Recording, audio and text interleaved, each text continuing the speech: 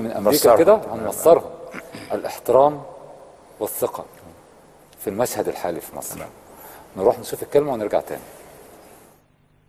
Now, let me welcome to the stage the 2011 top American leaders.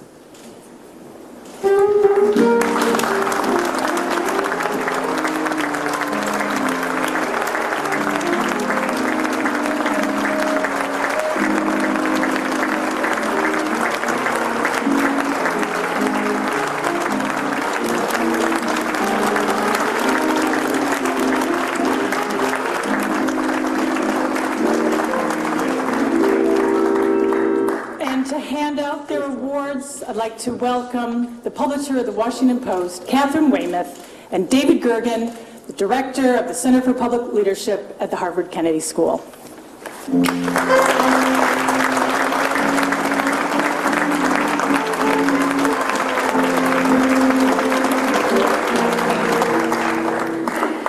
Good morning, everyone. I think if there's a theme that we're hearing, it's that successful leaders are people who start out wanting to change the world, whether it's through technology or policy or technology or anything. Ahmed Zewail is another example of that. Ahmed Zewail is a Nobel Prize winner and professor of chemistry and physics at the California Institute of Technology. He is as renowned for his efforts in promoting knowledge-based development and global peace as he is for his academic leadership. For decades, Zewail has worked to further education and economic development in his native country, Egypt, and throughout the Arab world. And this year, he is engaged in the transition to democracy ushered in by the recent revolutions that have become known as the Arab Spring and that Nick just referred to. His ties to both Egypt and the United States, to science and democracy, fused most powerfully when in late 2009, President Barack Obama named Zewail the first United States envoy, science envoy to the Middle East.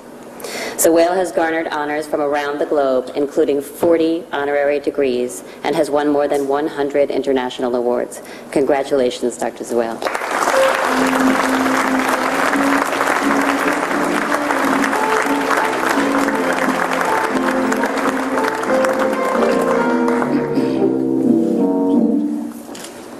Thank you very much. When one receives an award in his or her own field of endeavor, one feels good about the recognition of peers. But when one receives an award that transcends professional boundaries, to acknowledge services to humanity, it becomes exceptionally rewarding.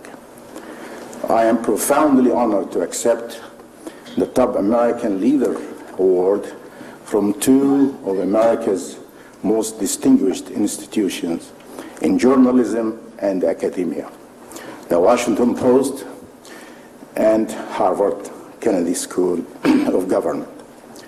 Early in my academic career, I received a professorial offer from Harvard. However, as I began to write on public affairs, I soon realized that it was easier to receive an academic offer from Harvard than to get an op-ed into the Washington Post. I do hope that this award will change this practice.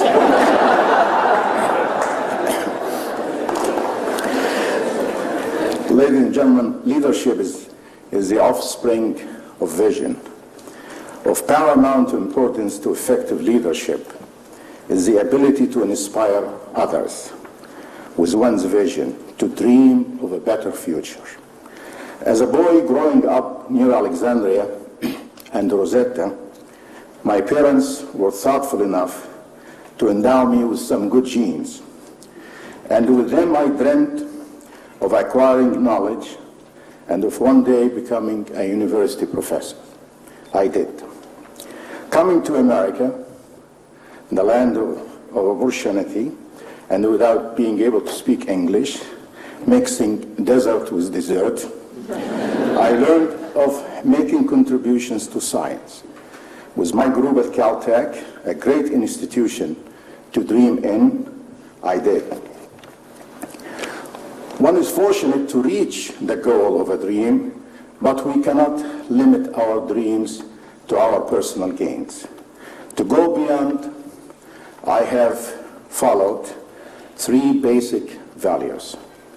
Not to forget about my own Egyptian roots. Second, to serve the 2 countries of my life, Egypt and America. And third, to be a citizen of the world, a world that needs the help from its leaders, knowing that more than 80% of its population is in the have-nots, developing or underdeveloped. In retrospect, however, my biggest and most complex dream turned out to be the one concerning the transformation of Egypt to regain its past glory and participate effectively in the modern world. The vision was simple but clear.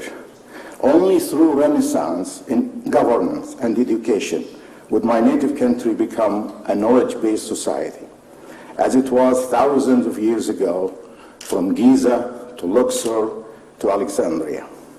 This vision was impossible to realize under the Mubarak regime. With this year's January revolution, the people of Egypt are dreaming of a new future.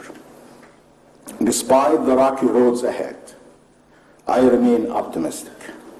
A few days ago, more than 60% of eligible voters went to the polls in the first democratic parliamentary election, a historic milestone in more than 50 years of modern history. The revolution, besides its success in ousting a 30-year-old ruling, is also enabling the vision I dreamed for over 12 years. The transformation of Egypt's education system to shape a knowledge-based society is now beginning to materialize. The government has just inaugurated the Zowel City of Science and Technology, which we hope will become Caltech of the Middle East. These leaps forward would not have been possible without the sacrifice of thousands of lives in the January Revolution. To them, I dedicate this award for their leadership in the pursuit of liberty and for the hope they have planted for the future. Thank you very much.